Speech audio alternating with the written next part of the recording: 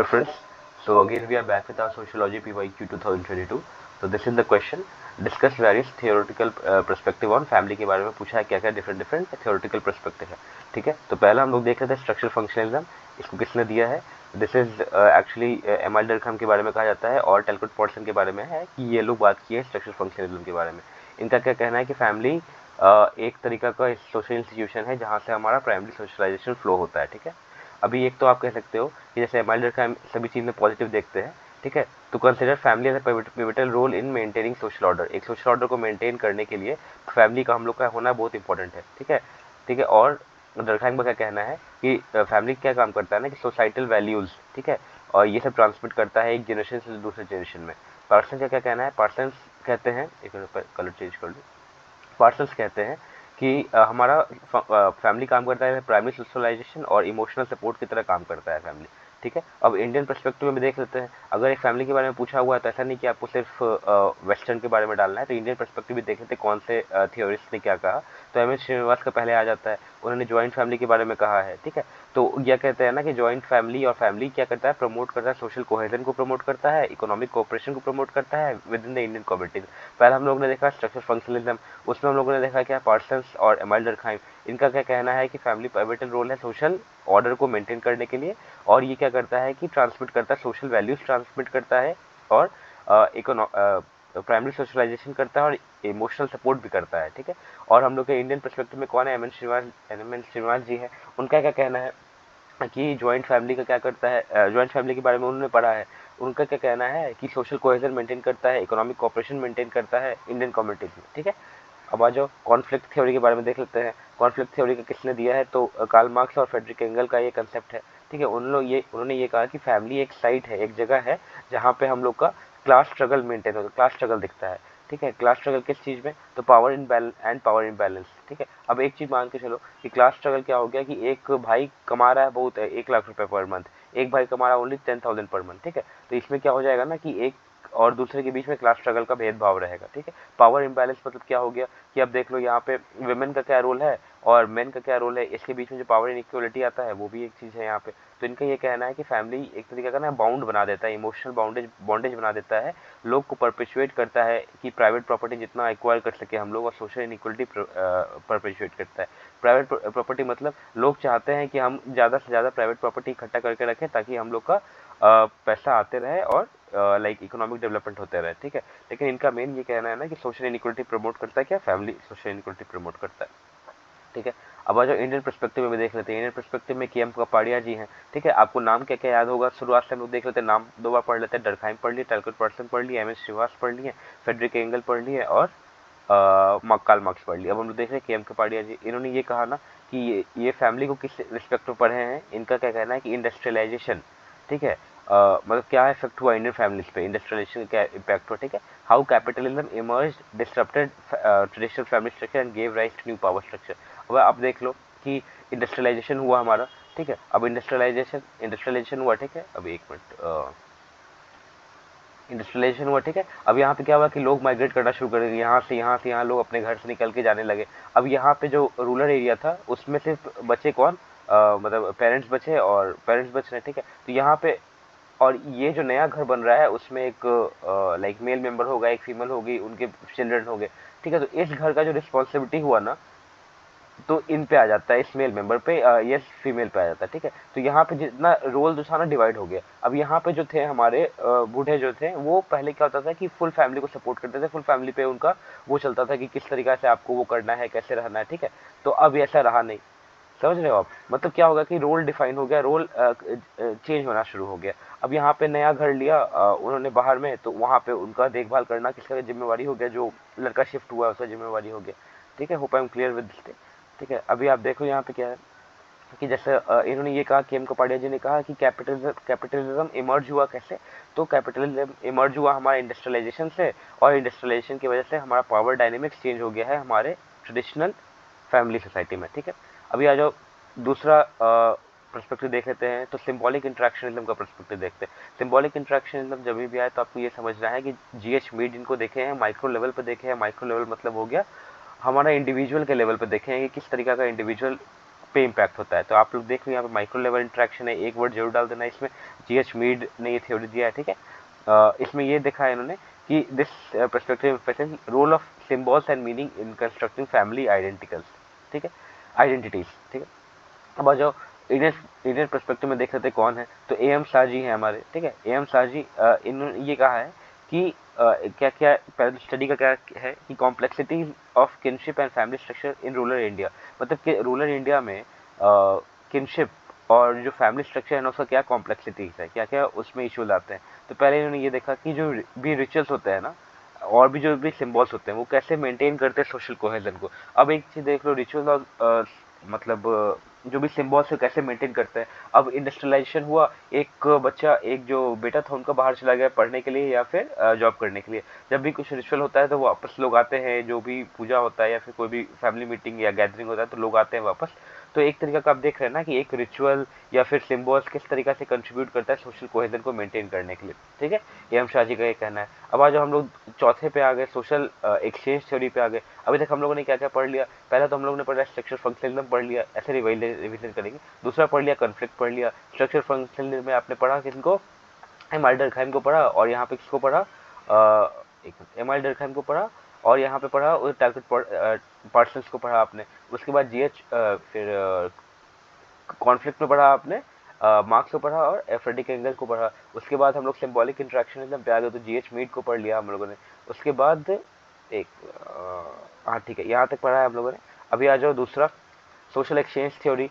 इसमें George Homans और Peter block का कंसेप्ट है, जॉर्ज होमन्स और पीटर ब्लॉक का कंसेप्ट है यहाँ पे, ठीक है। तो इन्होंने ये कहा है कि sorry, analyse family unit where member engage in rational calculation of rewards and cost in their interaction, ठीक है। अब इनका क्या कहना है ना कि एक फैमिली में जो भी इंटरेक्शन होता है वो रिवार्ड और रिवॉर्ड्स और कॉस्ट के बेसिस पे ही डिफाइन होता है, ठीक है। उसके अलावा फैमिली में कोई इंटरेक्शन पॉसिबल नहीं है। तो ये सोशल एक्सचेंज थ्योरी का इनका कहना है यहाँ पे, ठीक है। अब आ जाओ इंडियन पर्सपेक्टिव में हम लोग किसको देखेंगे, एंड्रयू बेते जी को देखेंगे। उनका ये कहना है कि हाउ ट्रेडिशनल नॉर्म्स, पहले के जो नॉर्म्स और रेसिप्रोसिटी थे and exchange say family relation in India particularly in context of arranged marriage। अब देखो यहाँ पे क्या है ना कि सोशल एक्सचेंज थ्योरी में आपको एक तो मैंने दिया है फॉरेन के वेस्टर्न और एक मैंने दिया है इंडियन, तो दोनों का एक ही कंसेप्ट है। इसमें ये कहना है कि जिस तरीका से सोशल नॉर्म्स था पहले रेसिप्रोसिटी, वो हमारा ट्रेडिशनल फैमिलीज में वो वैलिड है और वो अभी तक चलते आ रहा है, उसमें कोई प्रॉब्लम नहीं आएगा, ठीक है। अभी आगे आ जाओ फेमिनिस्ट थ्योरी। फेमिनिस्ट थ्योरी में आपको क्या है, जूडिथ बटलर और बेल हुक्स, ये हो गए वेस्टर्न, और यहाँ पे हमारे हो गए वीना दास, ठीक है। जूडिथ बटलर और बेल हुक्स, इनका क्या कहना है कि किस तरीका से अभी भी पहले का जो ट्रेडिशनल रोल था ना जेंडर का कि औरतें बच्चों का केयर करेंगी, जेंट्स बाहर जाके काम करेंगे, वो अभी तक डिफाइंड है। वो ऐसा नहीं हुआ कि उसमें कुछ चेंजेस ऐसा नहीं आया, पर्टिकुलरली चेंज नहीं आया। तो वो जो ट्रेडिशनल जेंडर रोल था ना अभी तक रेनफोर्स कर दिया अभी तक है, ठीक है। वीना दास जी ने क्या पढ़ा है, interaction of gender and kinship के बारे में इन्होंने पढ़ा फैमिली के लिए, ठीक है। Illustrating how women role within family are intricately tied to the broader societal norm। अभी तक इन्होंने ये पढ़ा है कि जो भी वुमेन का रोल है ना वो अभी तक लिंक्ड है हमारा किसका, तो मतलब जो भी ट्रेडिशनल रोल था वुमेन का उनके साथ अभी तक रोल है, उसमें कोई चेंजेस पर्टिकुलर उन केस में नहीं आया है।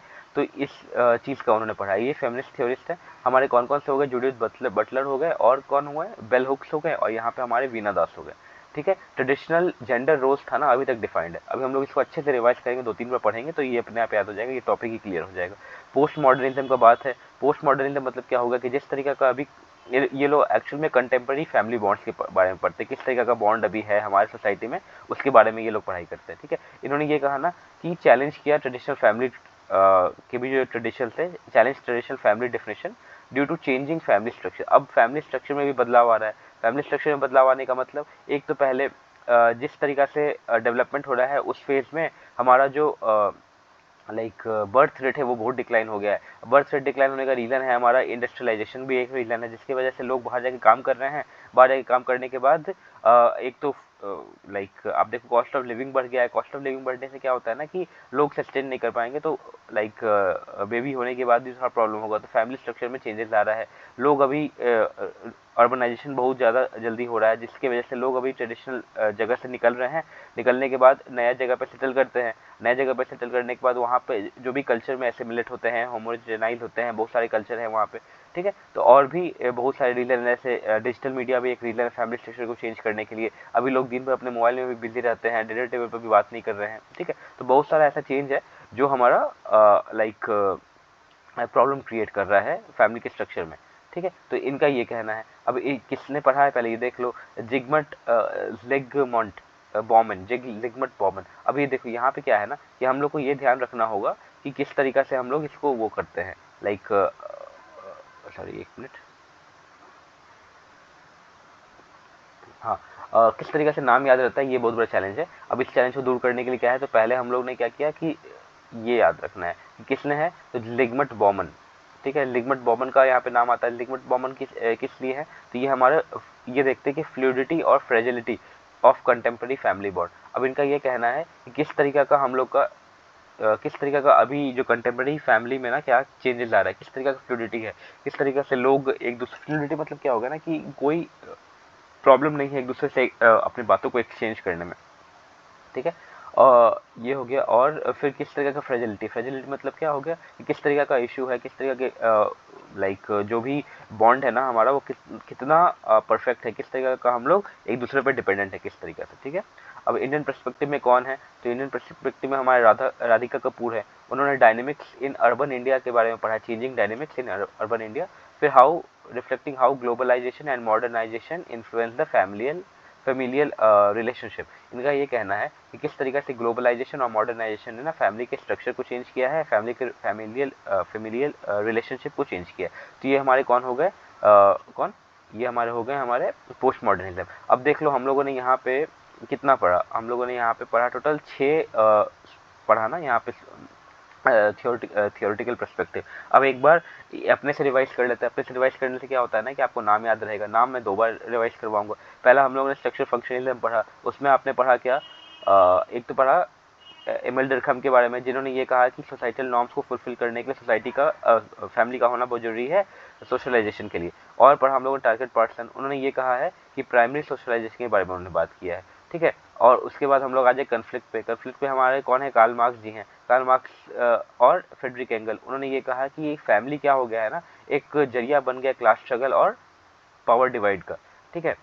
उसके बाद हम लोगों ने पढ़ा क्या नाम है, ये सिंबॉलिक इंट्रैक्शनिज्म। उसमें आ गए हमारे जीएच मीड का कहना है कि हम लोगों ने एक मिनट, और स्ट्रक्चर फंक्शनलिज्म में इंडियन पर्सपेक्टिव में किसने पढ़ा, एम एन श्रीनिवास जी को पढ़ा है, ठीक है। और यहाँ पे हमारे कौन आ गए, चलो यहाँ पे आ जाओ एक मिनट, हाँ कॉन्फ्लिक्ट थ्योरी में हमारे के एम कपाडिया जी हैं। कॉन्फ्लिक्ट थ्योरी में हमें के एम कपाडिया जी हैं। उन्होंने ये कहा कि इंडस्ट्रियलाइजेशन और कैपिटलिज्म में इंडस्ट्रियलाइजेशन कैसे लीड किया कैपिटलिज्म को, उसके बाद फैमिली का स्ट्रक्चर चेंज हुआ। सिंबॉलिक इंट्रैक्शन में हमारे कौन हो गए, जीएच मीड हो गए। माइक्रो लेवल इंट्रैक्शन के बारे में बात किया है। और ए एम शाह जी हैं वहाँ पे, उन्होंने भी ये कहा है कि किनशिप और फैमिली स्ट्रक्चर में क्या कॉम्प्लेक्सिटी लागे, क्या रिचुअल क्या प्रॉब्लम क्या चेंजेस लाए।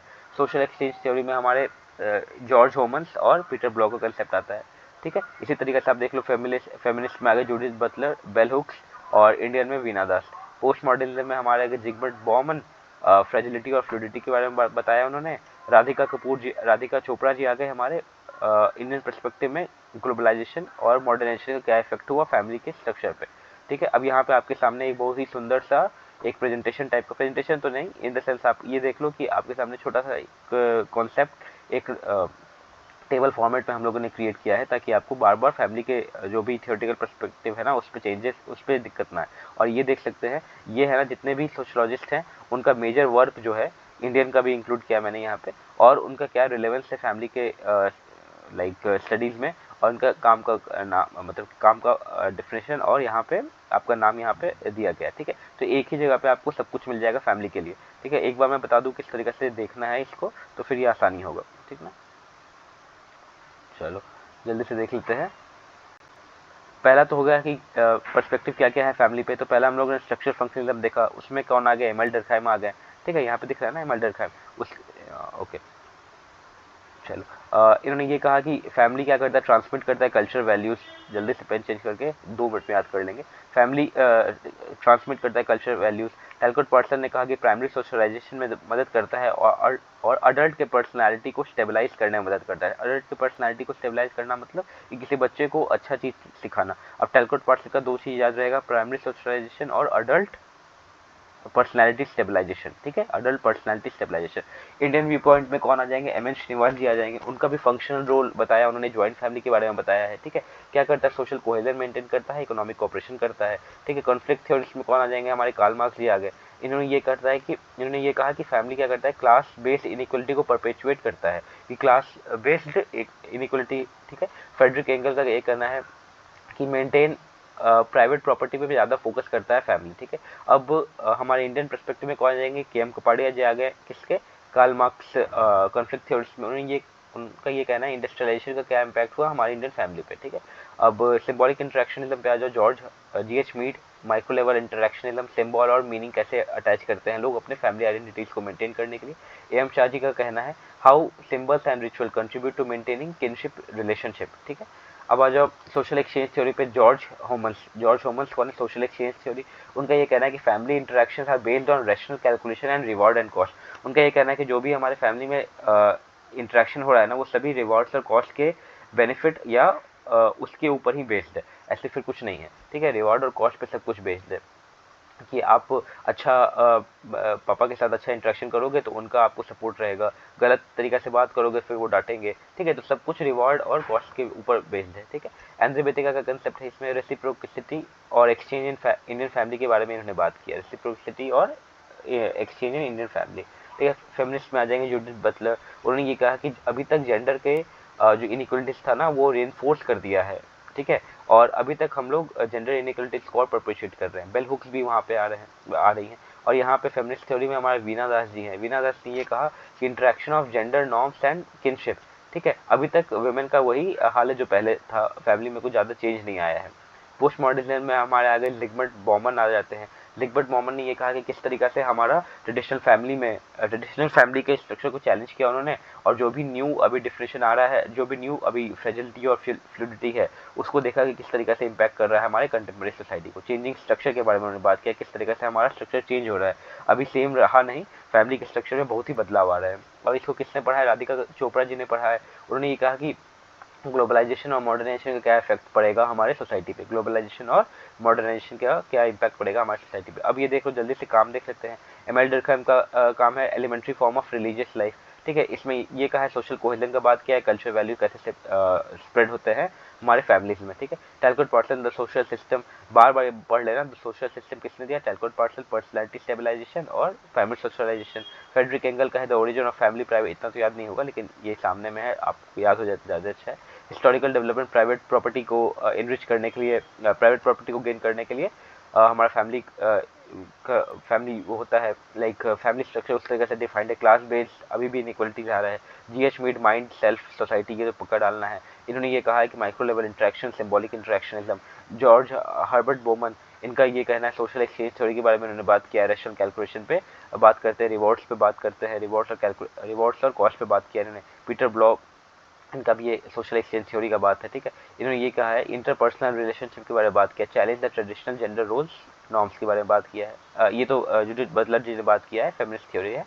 और बेल हुक्स, ठीक है, इन्होंने ये कहा है कि examine masculinity impact on family dynamic. Masculinity का क्या इम्पैक्ट होता है फैमिली डायनेमिक्स पे, इनका मतलब ये है कि किस तरीका से अगर एक मेल पर्सन है उसका क्या इम्पैक्ट होगा फैमिली के स्ट्रक्चर पे। ठीक है, फेमिनिस्ट थ्योरिस्ट है। जिगबर्ट बॉमन हम लोग को कौन आ गए, ये हो गए पोस्ट मॉडर्निस्ट। अब इंडियन के बारे में तो देख रहे थे, Indian sociologist M L Srinivas ji हो गए। इन्होंने social change in modern India, क्या होता है social change in modern India, कहाँ social change in modern India किसने दिया, ये दिया एम एल श्रीनिवास जी ने। ठीक है, ज्वाइंट फैमिली के स्ट्रक्चर को पढ़ा इन्होंने। के एम कपाड़िया जी ने दिया है family kinship marriage in India, family kinship and marriage in India, कौन दिया, family kinship and marriage in India, के एम कपाड़िया जी। ठीक है, इन्होंने ये बताया इंडस्ट्रियलाइजेशन का क्या इम्पैक्ट हुआ है फैमिली पे और किस तरीके से पावर चेंज हुआ, पावर डायनेमिक्स चेंज हुआ, ये हमारे कॉन्फ्लिक्ट थ्योरिस्ट में आ जाएंगे। ए एम शाह जी का कहना है कि किस तरीका से roles of symbols and rituals हम लोग के फैमिली की कॉम्प्लेक्सिटी को डिफाइन करते हैं, ये हमारे आगे माइक्रो सोशोलॉजिस्ट, ये हो गए हमारे कौन, ये हो गए सिंबॉलिक इंटरेक्शन का। एम शाह जी का कहना है the structure of Indian society then and now, the structure of Indian society then and now, ठीक है, याद रख लेना। एंड्रे बेते इनका है ideologies of institution in urban India, इनका ये कहना है कि urban India investigate urban India family relationship, ठीक है। वीना दास जी का कहना है हमारा interaction of gender kinship and norms, इनका ये कहना है, फेमिनिस्ट थ्योरिस्ट है हमारे, इंटरसेक्शनलिटी का ये बात किया इन्होंने, किस तरीके से जेंडर किनशिप और सोशल नॉर्म एक तरीके से इंटीग्रेट होते हैं, ठीक है। उसके बाद आ जाओ राधिका चोपड़ा जी, इनका क्या कहना है कि ये पोस्ट मॉडर्निस्ट है, इनका कहना है कि किस तरीके से ग्लोबलाइजेशन और इंडस्ट्रियलाइजेशन इम्पैक्ट करता है हमारे फैमिली के डायनेमिक्स को, ठीक है। Hope I am clear with this topic और आपको अच्छा एक इंसाइट मिला होगा यहाँ से। अब नेक्स्ट क्वेश्चन नेक्स्ट क्लास में देखेंगे या नेक्स्ट लेक्चर में देखेंगे, मतलब कुछ यहाँ पे देख लेना। अब रिवाइज करना किस तरीके से है मैं बता देता हूँ। पहले तो एक पेन पेपर लेना, स्क्रिबलिंग कर लेना। स्क्रिबलिंग मतलब क्या कि किस तरीके से, पहले तो आपको सब कुछ यहाँ पे मिल चुका है, अब एक तरीके से रिवाइज करोगे तो अब आ जाओगे। पेन चेंज कर लूँ ना, तो फिर एक मिनट यार, ओके कौन सा पेन लूँ, फाइन चलो।